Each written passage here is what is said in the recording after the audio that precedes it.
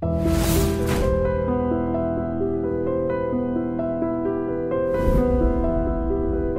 మరి రాజకీయాలకు అతీతంగా అన్ని పథకాలు ఈ రకంగా అన్ని జిల్లాలకు అన్ని గ్రామాలకు చేరుతుంటే మరి ఎందుకు ప్రత్యర్థులు ఈ స్థాయిలో ధ్వజమెత్తుతున్నారు? ఇక్కడ ఏ రకమైన అభివృద్ధి జరగలేదు. ఆడ రాజకీయ అవకాశాలు తగ్గిపోతున్నాయి. ప్రజలు ఒకే ఏకపక్షంగా ఉన్నారు. వరంగల్ ఉప ఎన్నిక చూశారు, నారాయణకి ఉప ఎన్నిక చూశారు, పాలేరు ఉప ఎన్నిక చూశారు, వరంగల్ మెదక్ పార్లమెంటు చూశారు. లక్షల మెజారిటీతో వస్తూ ఉంటే దీన్ని ఏ రకంగా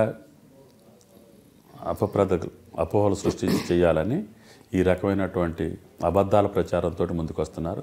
అది వాళ్ళు సఫలీకృతం అయ్యే పరిస్థితి ప్రజల్లో కనపడట్లేదు.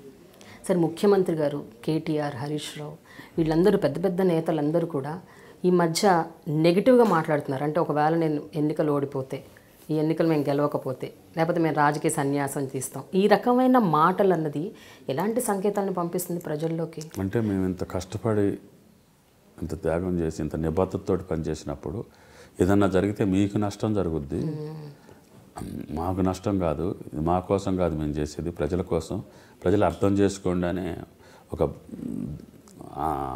మా ఆత్మలో నుంచి వచ్చేటటువంటి ఆవేదనతో మాట్లాడిన మాటలు తప్ప ప్రజాహితంలో నుంచి రాజకీయాలు తప్పుకోవటం అనేది అసాధ్యం అవుతుంది. కాకపోతే నేను ఇంత త్యాగం చేసి ఇంత నిబద్ధతతోటి కడుపు కట్టుకొని ఇన్ని పనులు చేస్తూ ఉంటే కూడా ప్రజలు ఆదరించకపోతే, ఆ పనులు ఆగిపోతే, ఆ ప్రాజెక్టులు ఆగిపోతే, అభివృద్ధి ఆగిపోతే ఎవరికి నష్టం? మీకు నష్టం, రాజకీయ నాయకులకి నష్టం ఉండదు అని ఒక ఆవేదనతో ఆందోళనతో మాట్లాడే అవతల వాళ్ళు వాళ్ళు చేసేటటువంటి అబద్ధ ప్రకటనలకి బాధపడి మాట్లాడే మాటలు తప్ప రాజకీయాల్లో ప్రజలను వదిలిపెట్టి బయటికి వెళ్ళటం అనేది అసాధ్యం. సార్, రాజకీయాలలో లబ్ధి పొందాలి, లాభాపేక్ష కోసమో లేకపోతే అధికారం కోసమో చేస్తున్న ఏవైతే ఈ ప్రకటనలు ఉన్నాయో, ఇక్కడ అభివృద్ధి జరగలేదు అన్నది, అది నిజంగా ఆ మాట పదే 100 సార్లు అంటే ప్రజలు నమ్మరా? వాళ్ళకి ఖమ్మం పట్టణం కళ్ళతో చూస్తున్నారు. ఖమ్మం పట్టణంలో ఏమీ జరగట్లేదని అంటే ఖమ్మం ప్రజలు ఎట్లా నమ్ముతారండి? ఖమ్మంలో కరెంట్ లేదా? మేము వచ్చేసరికి తాగటానికి నీళ్లు లేని ఖమ్మం. నరసింహరావు గారిని అడగండి, కొనుక్కొని తాగేవాడు. అటువంటి పరిస్థితుల్లో ఈరోజు వాటర్ స్కీములు అన్నీ పూర్తి చేసి భగీరథ తోటి కనెక్షన్ ఇచ్చి కంటిన్యూగా ఇప్పుడు కొనుక్కునేవాళ్ళు లేరు, మంచినీళ్ళు కొనుక్కునేవాళ్ళు ఖమ్మంలో లేరు. రోడ్లు మీరు చూశారు, డబుల్ బెడ్రూమ్ మీరు చూశారు, ఎలక్ట్రిసిటీ సప్లై మీరు సబ్ స్టేషన్లో మీరు చూశారు, విద్యా వైద్యపరంగా హాస్పిటల్స్ గతంలో ఎట్లున్నాయి ఇప్పుడు ఎట్లున్నాయి చూశారు. కార్పొరేటర్స్ హాస్పిటల్స్ని మించున్నాయి మనం తయారు చేసిన హాస్పిటల్స్. అసలు ప్రజలు రైల్వే స్టేషన్ల కంటే కిక్కిస్తుంటున్నారు హాస్పిటల్స్. అంటే క్రెడిబిలిటీ వచ్చింది. గతంలో పందులు గాడిదలు ఉండే హాస్పిటల్స్ ఈరోజు ప్రజలు ఉండేటట్టుగా చేసింది ఎవరు? లకారం మురికి కోపాన్ని బాగు చేసింది ఎవరు? కోళ్లపాడు మురికి కాలువను బాగు చేసింది ఎవరు? ప్రతి ఇంచి సీసీ రోడ్లు వేసింది ఎవరు? 2.5-3 సంవత్సరాలు సాధ్యపడుతుందండి ఎవరికన్నా. కాబట్టి వాళ్ళు ఎన్ని చెప్పినా కూడా ప్రజల కళ్ళ ముందు కనపడే ప్రత్యక్ష సాక్ష్యాన్ని ఎవరు మార్చలేరు. సార్, ఇప్పటి వరకు ఎంతవరకు మీరు సాధించగలిగారు? అంటే ఎంత పర్సంటేజ్ మీరు స్టార్ట్ చేసిన ప్రాజెక్టులు కావచ్చు, పథకాలు కావచ్చు, ఎంత పర్సంటేజ్ అయ్యాయి? ఇంకెంత అంటే ఇంకెన్నేళ్లలో బ్యాలెన్స్ అన్నా ముగిసిపోతుందని మీరు అనుకుంటున్నారు? మాకు 2-3 ఇయర్స్లో ఇరిగేషన్ ప్రాజెక్టులు అయిపోతే మేము తలపెట్టిన ప్రాజెక్టులు అన్నీ అయిపోతాయి. 4-5 సంవత్సరాల్లో మేము సాధించుకున్నటువంటి జాతీయ రహదారులు పూర్తి చేసుకోవాలి. మిషన్ భగీరథ, మిషన్ కాకతీయ మొత్తం క్లోజ్ అయిపోతాయి. ఈ సంవత్సరంతో అన్నీ కంప్లీట్ అయిపోతాయి.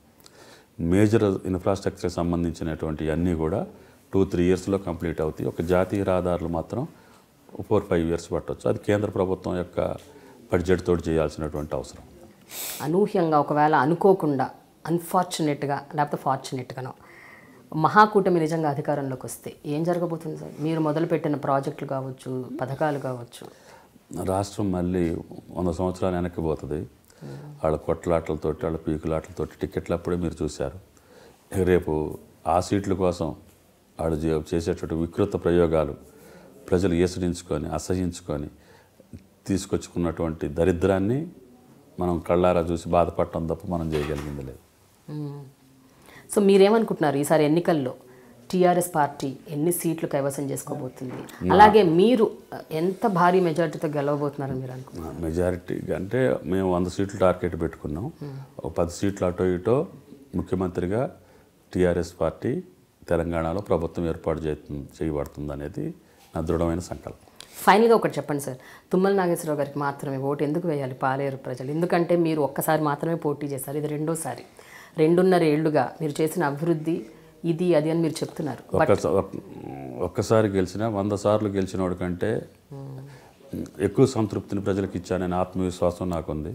ప్రజల్లో కూడా సంతోషం కనపడుతుంది. కాబట్టి ఆ సంతోషం కోసం దాని శాశ్వత ప్రాతిపదిక మీద గోదావరి జలాలు పాలేరుకు కూడా తీసుకొచ్చే అవకాశాన్ని ఇవ్వమని చెప్పి నా కోరిక. ఇచ్చే స్తోమత సమర్థత నా దగ్గర ఉందని ప్రజలు నమ్మి నన్ను అవకాశం ఇవ్వమని చెప్పి కోరుతాను. ఈసారి మీరు గెలిస్తే మీరు చేయబోయే మొట్టమొదటి పని ఏంటి పాలేరు నియోజకవర్గ ప్రజల కోసం? మేజర్ వర్క్స్ కంప్లీట్ చేశాను.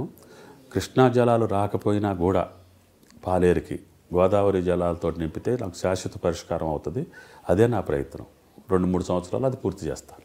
మీరు చూస్తున్నారు ఐ డ్రీమ్ న్యూస్ని. మీరు చూస్తున్నది ఐ డ్రీమ్ న్యూస్. అంటే కళలని నిజం చేస్తూ ప్రజలకి నిజాలని కళల ద్వారా తీసుకొచ్చే ఐ డ్రీమ్కి మై బెస్ట్ విషెస్. మీరు చూస్తున్నది ఐ డ్రీమ్ న్యూస్. మీరు చూస్తున్నారు I dream channel. For more videos, please subscribe I Dream. మరిన్ని వీడియోల కోసం ఐ డ్రీమ్ని సబ్స్క్రైబ్ చేయండి. Please subscribe I dream. And I'm very much satisfied with the way interview went on. Kindly subscribe to I Dream. For more videos, subscribe to iDream. And loads of fun entertainment and content. Do watch I Dream.